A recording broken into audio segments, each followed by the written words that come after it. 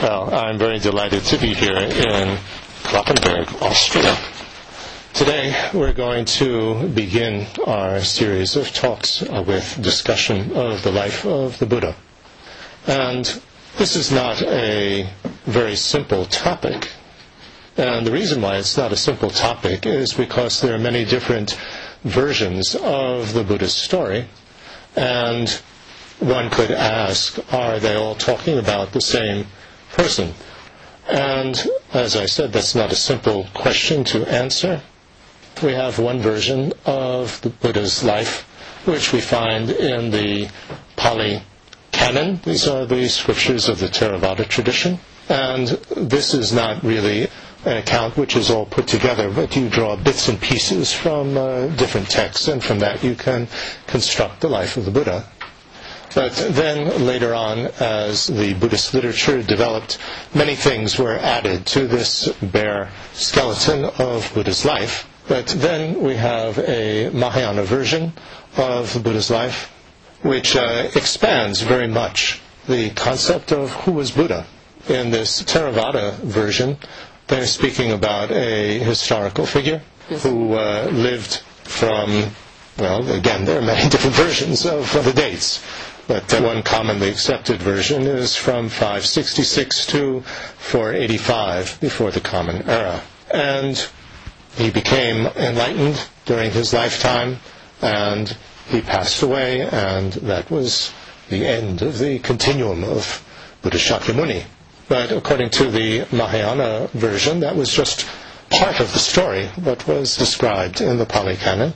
But according to this version, Buddha became enlightened many, many lifetimes before that, and he descended to the earth and in this form of Shakyamuni, and he went through the acts of becoming enlightened in order to show others how it can be done. And after he passed away, it wasn't that his continuum ended, but his mental continuum goes on forever, and he manifests in many other realms and continues to teach and benefit all beings.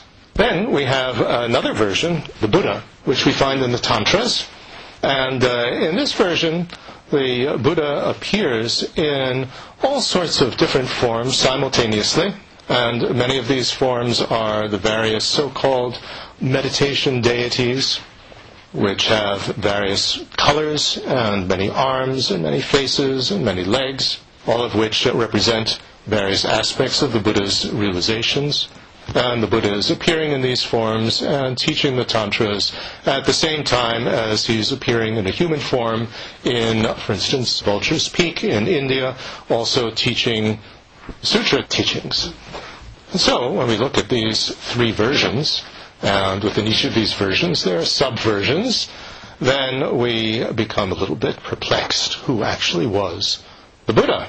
But I think we need to understand the basic Buddhist principle here in order to make sense of all these various versions, that each version of Buddha's life describes the Buddha that teaches or taught the scriptures according to that particular aspect of Buddhism.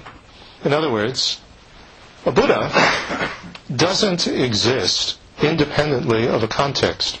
And so we have the whole context of the Theravada teachings. This was written in Pali.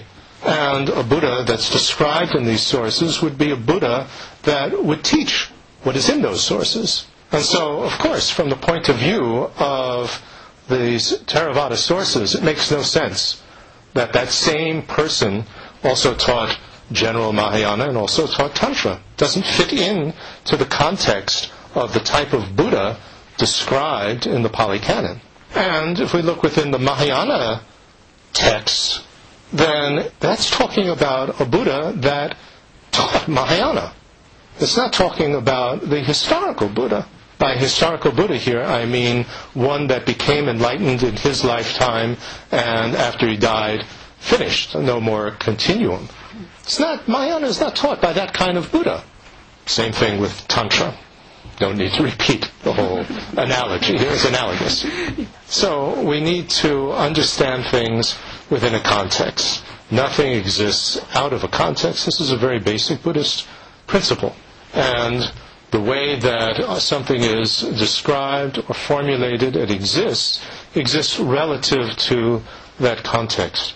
So, in discussing the life of the Buddha, or discussing any of these topics that we'll be covering during these next days, what I would like to do is not just present information.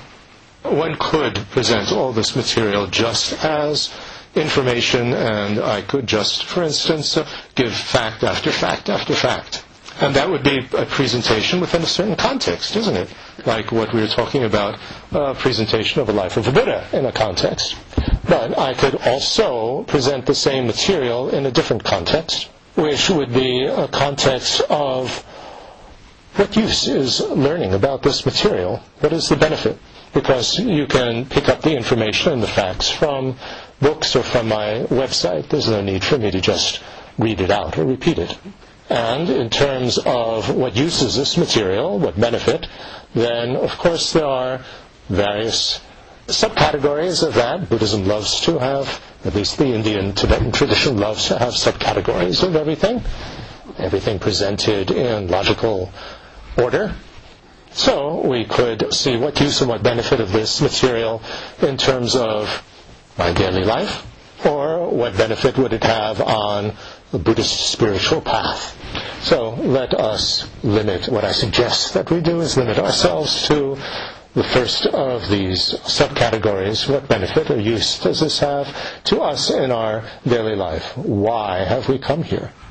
What do we want to gain from this? So if that is agreeable to you, and in a good Tibetan didactic way, I won't wait for your answer, then I will proceed in that manner. And let's look first at the life of Buddha Shakyamuni.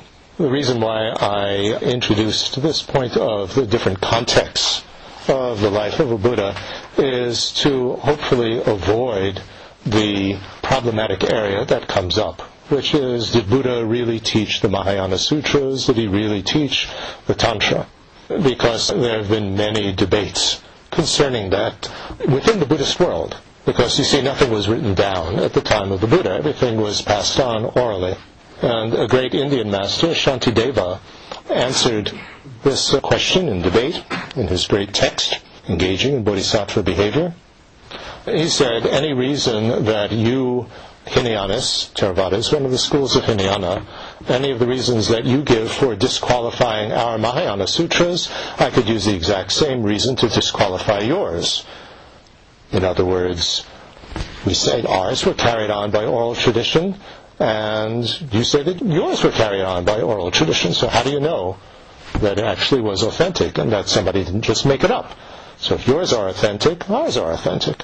The Theravada says to the Mahayana, yours weren't really taught by the Buddha because they came about later. And then the Mahayanas say back to the Theravadas, well, the same thing is true of yours. Ours were carried on by oral tradition. Yours didn't come around in writing until much later either. They were also carried on by oral tradition. So, if yours are authentic, then ours are authentic. If ours are inauthentic, yours are inauthentic. So he argues like that quite nicely. So another argument, the one that I was presenting, was that, well, within the context of the Theravada, they're not saying that the Buddha taught Mahayana, and within Mahayana, they're not saying that Buddha only taught Theravada. So it's a different concept of Buddha that we have in each of these, and it's the Mahayana type of Buddha that taught the Mahayana scriptures, and it's a Theravada type of Buddha that taught the Theravada scriptures, and end of discussion. Why waste time with it? Okay, so what lessons then can we learn from the general life of the Buddha that we find in each of these traditions? In the Theravada, as representative of Hinayana, Mahayana Sutra tradition, and the Mahayana Tantra tradition. First of all, when did the Buddha live?